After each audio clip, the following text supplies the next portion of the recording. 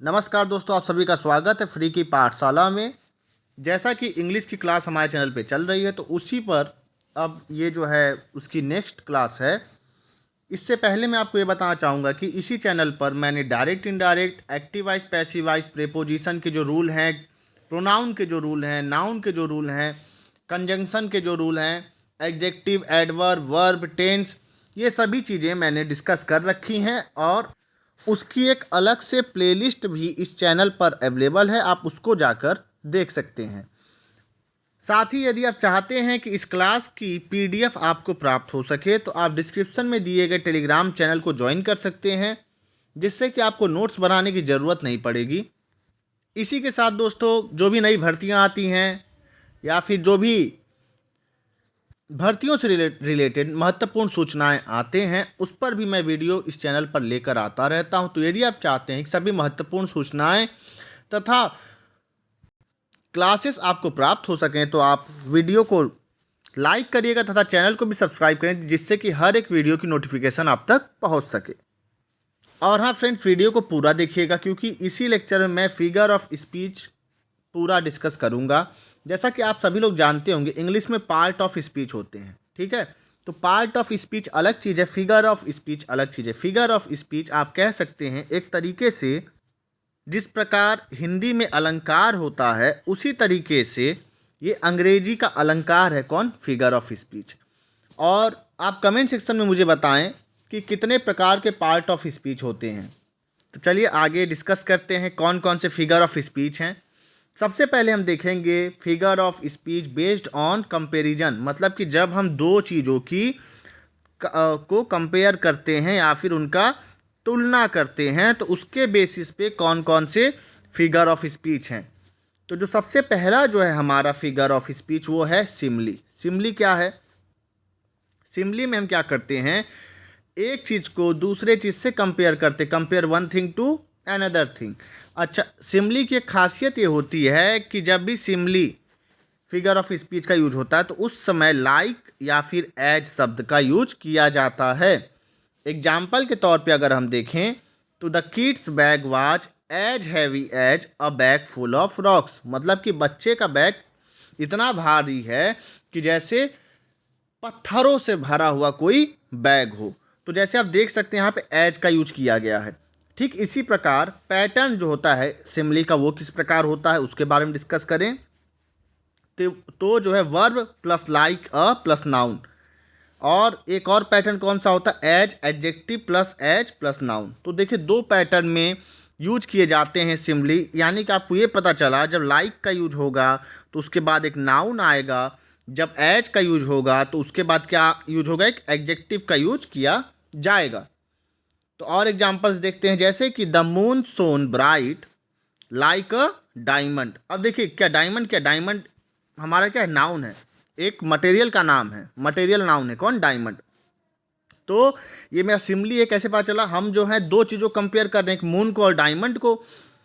साथ ही साथ इसमें लाइक शब्द का भी यूज किया गया। ठीक इसी प्रकार अगर हम बात करें ही इट्स लाइक अ बफेलो, अब यहाँ पे भी दो लोग कंपेयर किया जा रहा है, एक ही को और एक बफेलो को, और इसमें लाइक शब्द भी आ रहा है। तो ये मेरा क्या हो जाएगा, ये मेरा हो जाएगा सिमली। आपको खाली यही पहचानना है और इसी प्रकार से प्रश्न बनते हैं कि एक सेंटेंस आपको दे देगा और उसके बाद आपसे फिगर ऑफ स्पीच पूछ लिया जाएगा।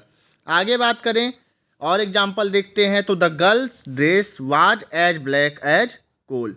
अब देखिए यहाँ पे गर्ल है, मतलब गर्ल के ड्रेस को किससे कंपेयर किया जा रहा है, कोल से। लेकिन यहाँ पे देखिए एडजेक्टिव का यूज हुआ है ना, ब्लैक, आप देख रहे हैं, और यहाँ पे किसका यूज हुआ, एज का। तो बस इतना आपको ध्यान रखना है, जहाँ भी दो चीज़ों कंपेयर किया जाए साथ ही साथ लाइक और एज का यूज किया जाएगा तो वहाँ पे कौन सा फिगर ऑफ स्पीच होगा, सिमिली फिगर ऑफ स्पीच होगा। आगे बात करें मेटाफर की, तो मेटाफर क्या होता है, और ये जो है हमारा दूसरा फिगर ऑफ स्पीच है on the basis of comparison. तो देखिए अ वर्ड या फिर एक फ्रेज किसके लिए, एक चीज़ के लिए, वन थिंग के लिए, और उसके स्थान पर किसी एक फ्रेज को या एक शब्द को यूज किया जाए। मतलब क्या निकला, अब आसान भाषा में हम समझते हैं इसको, उससे पहले आप एक बात और जान लीजिए कि मेटाफर में लाइक और एज का यूज नहीं किया जाता है। सिमली में लाइक और एज का यूज किया जाता है, लेकिन मेटाफर में लाइक और एज का यूज नहीं किया जाता। और यहाँ पे भी दो चीज़ों को कंपेयर किया जाता है। कहने का मतलब इस डेफिनेशन का ये है कि यदि हम किसी दो चीज़ों को कंपेयर कर रहे हैं, मान लीजिए ए और बी को, और ए के लिए जो बी वाला जो हमारा थिंग है उसके शब्दावली का यूज करते हैं हम। अभी एग्जाम्पल से देखेंगे तो और अच्छे से समझ में आ जाएगा। Life is one big roller coaster ride. अब देखिए लाइफ को हमने किससे कंपेयर कर दिया, बिग रोलर कोस्टर के राइड से। तो वही बात यहाँ पे की जा रही है कि किसी एक वर्ड और फ्रेज को वन थिंग के लिए यूज किया जाए किसी दूसरे वर्ड और फ्रेज के से संबंध बनाने के लिए। आई होप आप समझ रहे होंगे। यानी कि लाइफ को किस तरीके से बता रहा है ये, एक रोलर कोस्टर राइड के तरीके। इसी तरीके से क्लाइंब अप सक्सेस लेडर, मतलब कि तुम जो है जो सक्सेस को जो चढ़ रहे हो, यानी कि जो सक्सेस की सीढ़ी जो है उससे उसको कंपेयर किया गया है क्लाइंब अप से, मतलब कि आपके मेहनत को। आई होप आप समझ रहे होंगे। आपको मोटा मोटा ये ध्यान रखना है कि मेटाफर में भी दो चीज़ों को कंपेयर किया जाता है, लेकिन यहाँ पे लाइक और एज का यूज नहीं किया जाता है। आगे बात करें और अच्छे से हम देखेंगे सिमली और मेटाफर में क्या अंतर है। तो वही बात है, सिमली में हम लाइक और एज का यूज करते हैं, लेकिन मेटाफर में लाइक और एज का यूज नहीं करते हैं। एग्जाम्पल के तौर पे देखें, in the battle he fought like a lion. तो यहाँ पे देखिए लाइक का यूज हुआ। अब लाइक का यूज जैसे ही होगा ये क्या होगा, सिमली। किसको कंपेयर किया गया, ही को लॉयन से कंपेयर किया जा रहा है कि वह जो है लड़ाई में एक शेर की तरीके से लड़ा। वहीं अगर मेटाफर में अगर इसको कहते हम तो he was a lion in the battle, कि वो लड़ाई में एक शेर था। अब शेर था का क्या मतलब है, यानी कि बहुत ही बहादुरी से लड़ा। ठीक है, दोनों ही चीज़ें प्रशंसा कर रही किसकी, ही की, लेकिन एक अलग तरीके से। और एग्जाम्पल देखते हैं, at office she was as busy as bee. देखिए यहाँ पे एज का यूज हो गया, ऊपर वाले में लाइक का यूज किया गया था, यहाँ पे एज, तो ये भी क्या हो जाएगा मेरे, सिमली हो जाएगा। लेकिन वहीं अगर बात करें the secretary was a busy bee. अब देखिए सेक्रेटरी को सीधे बिजी भी बता दिया गया है यहाँ पे, कि कोई एज का यूज नहीं किया गया। ठीक है दोस्तों, चलिए आगे बात करें। अब हम देखेंगे तीसरे नंबर वाले फिगर ऑफ स्पीच को on the basis of comparison, और वो है पर्सोनिफिकेशन। तो पर्सोनिफिकेशन क्या है, पर्सोनिफिकेशन है कि यदि हम किसी पर्सन को या किसी आइडिया को या किसी इनएनिमेट ऑब्जेक्ट को किसी दूसरे पर्सन या फिर कोई ह्यूमन ट्रेट से कंपेयर करते हैं तो वो होता है पर्सोनिफिकेशन। यानी कि यदि हम किसी ऑब्जेक्ट को किसी पर्सन से कंपेयर करते हैं, या पर्सन या ह्यूमन बींग्स का जो आदत है उससे कंपेयर करते हैं, ह्यूमंस का जो ट्रेट्स है उससे कंपेयर करते हैं, तो वो कहलाता है पर्सोनिफिकेशन। एग्जाम्पल देखेंगे, the sun stretched his golden arm and greeted everyone with his kind smile. अब देखिए जैसे कि जिस प्रकार से इंसान जो है अपने बाहों को फैलाता है, स्ट्रेच करता है और स्माइल करता है, उसी तरीके से सन को भी कंपेयर किया गया। तो किससे कंपेयर किया गया, इंसान के एक ट्रेट से, इंसान के एक आदत से, ह्यूमन बींग्स के आदत से। कौन कौन से आदत, स्ट्रेचिंग आर्म यानी कि बाहों को फैलाना तथा स्माइल करना।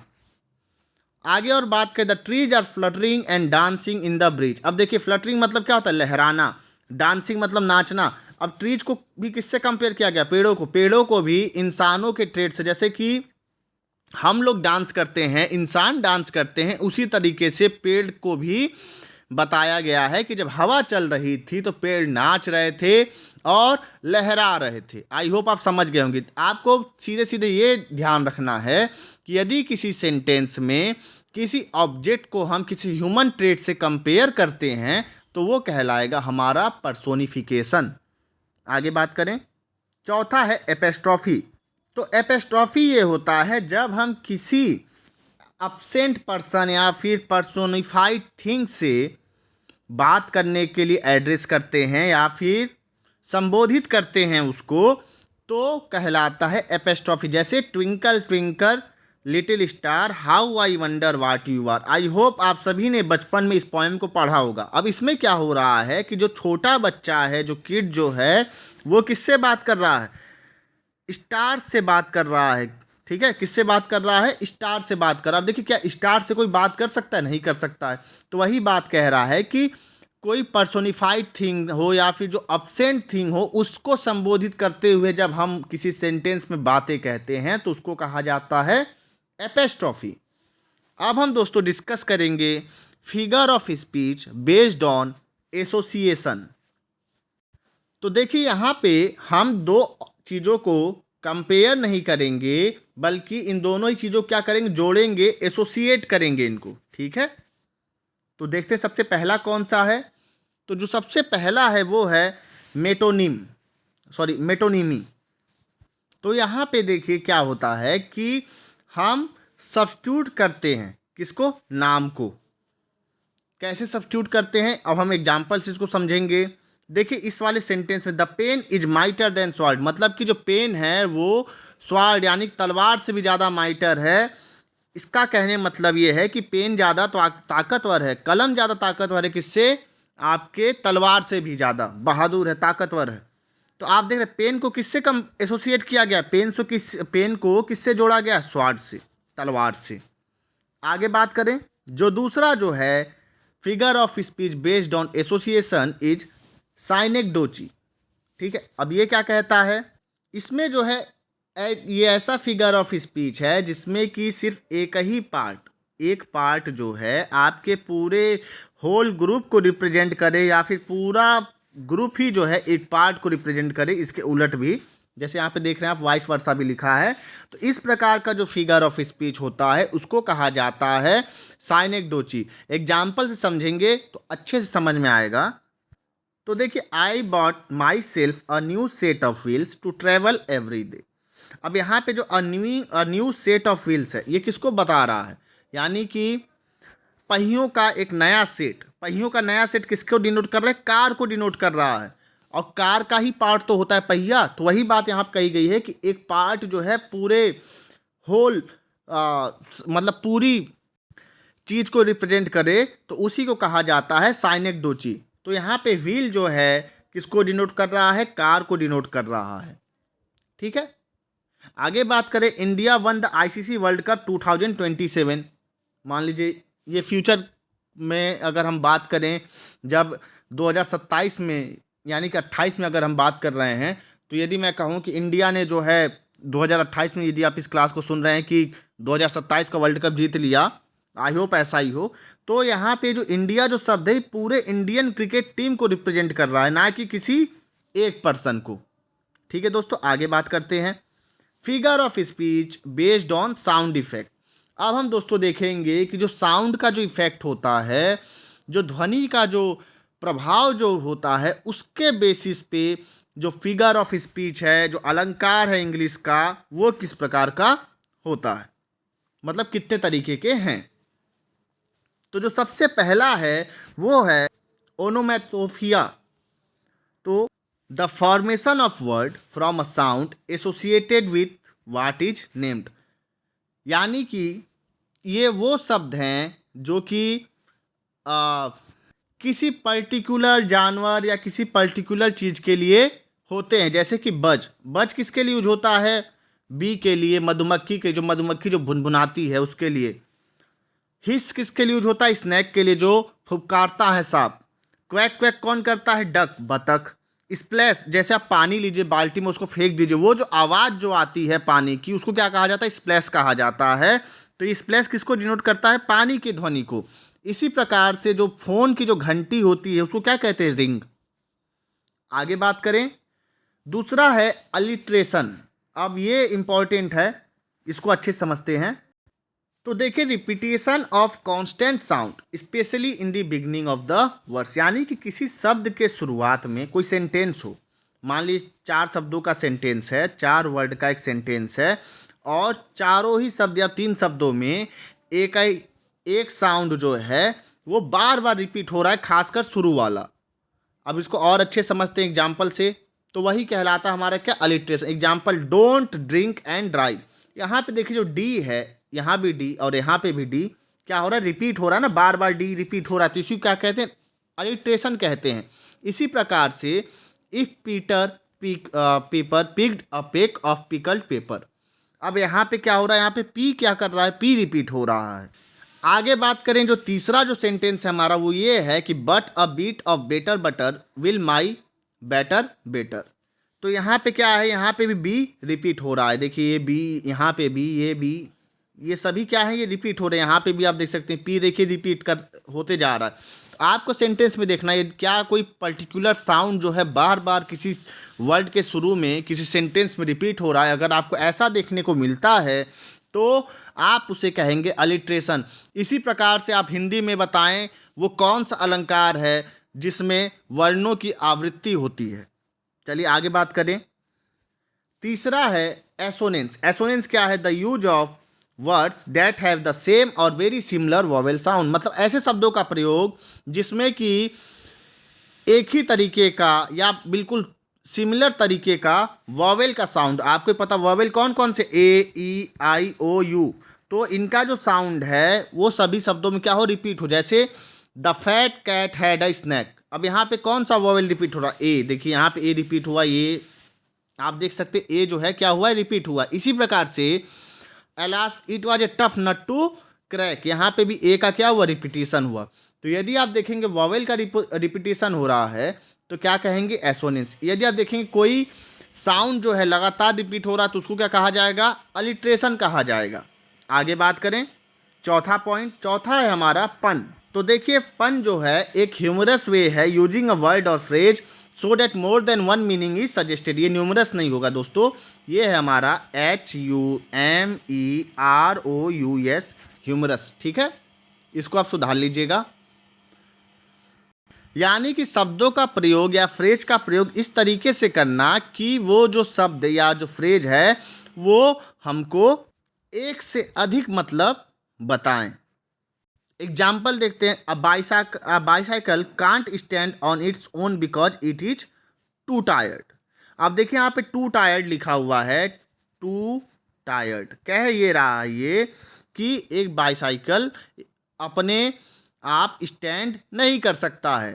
तो क्यों, क्योंकि यहाँ इसके जो है दो चक्के होते टू टायर्ड। लेकिन अगर हम खाली इसको पढ़ते नहीं और कोई हमसे कहता तो इसी टू टायर्ड को हम ऐसे भी तो लिख सकते टू टायर्ड, TOO टायर्ड में, यानी कि बहुत ज़्यादा थका हुआ है हमारा कौन, बाईसाइकिल, इस वजह से खड़ा नहीं हो पा रहा है। तो दो तरीके की मीनिंग निकल रही है ना, एक तो दो पहिए हैं उसमें इस वजह से खड़ा नहीं हो पाता, और दूसरा क्या, कि वो बहुत ज़्यादा थका हुआ इस वजह से खड़ा नहीं हो पा रहा। तो यही एक पन क्या है, एक ह्यूमरस वे है कि हम किसी वर्ड या फ्रेज को यूज करते हैं और उसमें हमको एक से ज़्यादा मीनिंग मिले। अच्छा आगे बात करें। अब देखिए जो पन जो है, पन can use multiple meanings of the same word. ठीक है, ये वर्क नहीं है, ये क्या है, ये वर्ड है, WORD वर्ड। और इसको क्या कहा जाता है, होमोनिम्स। यानी कि एक ही वर्ड के जब कई मीनिंग होते हैं तो उसको कहते हैं होमोनिम्स। और सिमिलर साउंडिंग जो वर्ड्स होते हैं उसको क्या कहते हैं, लेकिन उसके मतलब क्या होते हैं, अलग अलग होते हैं, तो उसे कहा जाता है होमोफोन्स। तो इन शब्दों का यूज होता है किसमें, पन में। आगे दोस्तों हम डिस्कस करेंगे figure of speech based on contrast और या फिर अपोजिट आइडियाज के ऊपर। तो जो सबसे पहला है वो कौन सा है, एंटीथेसिस। तो एंटीथेसिस एक ऐसा तरीका है, कौन, एंटीथेसिस, जहाँ पे हम दो अपोजिट आइडियाज को एक ही सेंटेंस में यूज करते हैं। एग्जाम्पल के तौर पे, this is one small step for a man, one giant leap for mankind. अब देखिए यहाँ पे स्मॉल का भी यूज किया गया है और जायंट का भी यूज किया गया है, और यही जो तरीका है इसी को क्या कहा गया है, एंटीथेसिस। अगला देखिए पैराडॉक्स। तो पैराडॉक्स जो है, statement that appears to be absurd और self contradictory but is actually valid और ट्रू। मतलब ये हुआ कि एक ऐसा कथन, एक ऐसा स्टेटमेंट जो कि क्या लगे, वो खुद का ही डिनाई कर रहा हो या फिर सेल्फ कॉन्ट्राडिक्टरी है, लेकिन एक्चुअल में वो क्या है, वो वैलिड है और ट्रू है। जैसे एग्जाम्पल तौर पे देखें, the child is the father of man. अब ये कोट्स काफ़ी आपने बचपन में पढ़ा होगा। तो क्या कोई बच्चा जो है अपने पिता का ही, यानी कि एक आदमी का पिता हो सकता है कोई बच्चा, लग रहा है ना सेल्फ कॉन्ट्राडिक्टरी है, मतलब ऐसा हो नहीं सकता, लेकिन इट्स ट्रू है। ट्रू का मतलब ये है इसके जो डीप मीनिंग में ये जो आपका कोट है, इसका मतलब जब आप समझेंगे तो ये कहना चाहता है कि बचपन में जो कैरेक्टरिस्टिक, जो चरित्र जो आपका बन जाता है, वही आपके अंदर जब आप युवा होते हैं, जब आप जवान होते हैं, तो वही चरित्र आपका रहता है। तो वो यही जो है ये कोट कहना चाहता है। ठीक है, तो इस प्रकार जो सेंटेंस में आपको मिले स्टेटमेंट, तो वो क्या कहलाते हैं? वो कहलाते हैं पैराडॉक्स। तो देखिए आगे बात करें, the paradox is both true and untrue at the same time. It is a logical puzzle and only upon reflection do we realise the underlying self defeating logic. यानी कि ये जो है पैराडॉक्स जो है वो सत्य भी होता है और असत्य भी होता है एक ही समय में। जब आप उसके मतलब को समझते हैं तब हमें समझ में आता है कि ये जो है एक पजल, एक लॉजिकल पजल के तौर पे ये काम करता है। अब देखिए आगे एक और सेंटेंस अगर हम बात करें, change is the only constant in life. ठीक है दोस्तों, अब देखिए चेंज की बात कर रहा है और कांस्टेंट की भी बात कर रहा है। तो ये कहना चाह रहे हैं कि परिवर्तन ही लाइफ में ऐसा चीज़ है जो कि हमेशा कांस्टेंट रहता है, जो लगातार चलता रहता है। तो ये चीज़ जब आप इन स्टेटमेंट के गहराइयों को समझेंगे तो एक असली मीनिंग निकल कर आता है। और आगे बात करें, एक पैराडॉक्सियल पर्सन किसे कहते हैं? एक ऐसा person who does two things that seems to be opposite. यानी कि वो जो है व्यक्ति ऐसा कार्य करता है जो दोनों ही कार्य एक दूसरे से अलग होते हैं, एक दूसरे के विपरीत होते हैं। या फिर एक ऐसा व्यक्ति जिसके अंदर दो विपरीत क्वालिटी, दो विपरीत गुण हो, तो उसको क्या कहते हैं? Paradoxical person. आगे बात करें फ्रेंड्स, तो अगला जो है वो है आयरनी। तो आयरनी जो है एक ऐसा सिचुएशन है, a situation that is strange और funny because things happens in a way that seems to be opposite और व्हाट यू एक्सपेक्टेड। यानी कि एक ऐसा सिचुएशन जो कि काफ़ी अजीब हो, काफ़ी फ़नी हो और इस तरीके से हो जो कि जैसा आपने सोचा था उसके ठीक विपरीत हो।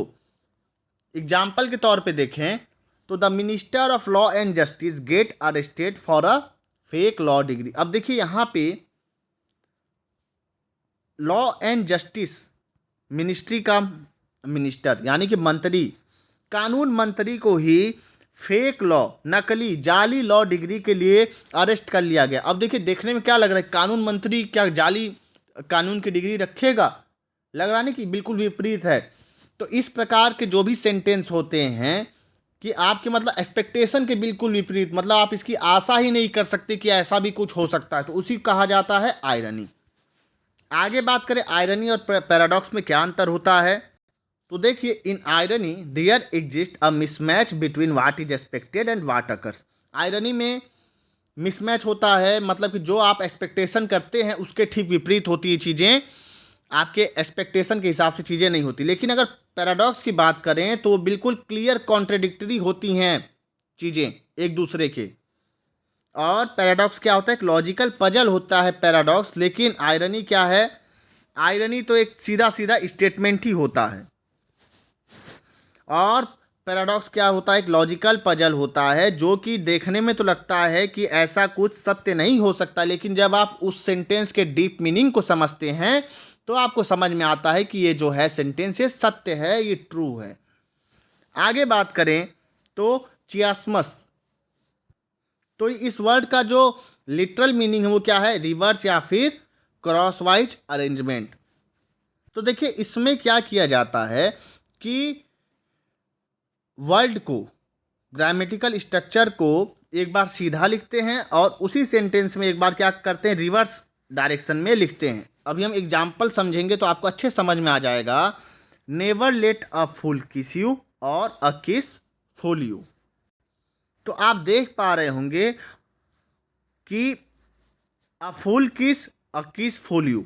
तो यहाँ पे ये जो सेंटेंस है, किस फूल के बाद किस आ रहा है यहाँ पे, लेकिन यहाँ पे किस के बाद फूल आ रहा है, यहाँ पे फूल के बाद किस आ रहा है। आई होप आप समझ रहे होंगे चीज़ें कि इसमें ग्रामेटिकल स्ट्रक्चर क्या किया गया? उलट दिया गया। लेकिन ये कोई सेंटेंस ऐसा नहीं कि अपसर्ट सेंटेंस है, कोई मीनिंग ही नहीं निकलेगा। इसका मतलब ये है कि आप ऐसा मतलब कभी मत करो कि कोई बेवकूफ़ आपको किस करे, और ना ही कभी ऐसा करो कि कोई किस आपको बेवकूफ़ बना दे। ठीक है, आई होप आप समझ रहे होंगे। अगला एक सेंटेंस है, one must eat to live, not live to eat. अब देखिए, ईट टू लिव यहाँ पे है और लिव टू ईट ये इस वाले सेंटेंस में आप देखिए। तो क्या किया मैंने, ग्रामेटिकल स्ट्रक्चर क्या किया है, उलट दिया है, रिवर्स कर दिया है, लेकिन एक मीनिंगफुल सेंटेंस निकल रहा है मेरा। ये कहना चाह रहा है सेंटेंस कि आपको जीने के लिए खाना चाहिए, ना कि खाने के लिए जीना चाहिए। तो इस प्रकार का जो भी सेंटेंसेस का अरेंजमेंट होता है उसको कहा जाता है चियास्मस। सो फ्रेंड्स, आज के लेक्चर में बस इतना ही। अगले लेक्चर में हम डिस्कस करेंगे figure of speech based on word choices, word for emphasis, और भी बहुत सारी चीज़ें हैं जो हम डिस्कस करेंगे। इस पर एक और क्लास आएगी, और उसके बाद जो फिगर ऑफ स्पीच है वो आपका कंप्लीट हो जाएगा। आप दोस्तों कमेंट सेक्शन में बताइएगा कि अगर अदर कौन से सब्जेक्ट्स हैं जिस पर आप वीडियो चाहते हैं, और कोई डाउट हो तो आप कमेंट सेक्शन में पूछिएगा। टेलीग्राम चैनल को भी ज्वाइन कर लीजिएगा डिस्क्रिप्शन बॉक्स के लिंक से, जहां पर आपको इस वीडियो की फ्री पीडीएफ प्रोवाइड कर दी जाएगी। साथ ही साथ वीडियो अगर आपको अच्छी लगी हो तो वीडियो को लाइक करिएगा, चैनल को सब्सक्राइब करिएगा तथा बेल आइकन को भी दबाइएगा। इस चैनल पर मैं भर्तियों, वैकेंसी से रिलेटेड जो भी इम्पॉर्टेंट नोटिफिकेशंस आते हैं, जो भी नई भर्तियां आती हैं, उस पर भी मैं वीडियो लेकर आता रहता हूं। तो यदि आप चाहते हैं कि वो सभी वीडियो आपको प्राप्त हो सके तो आप बेल आइकन को भी ज़रूर दबाइएगा। Thank you and stay tuned.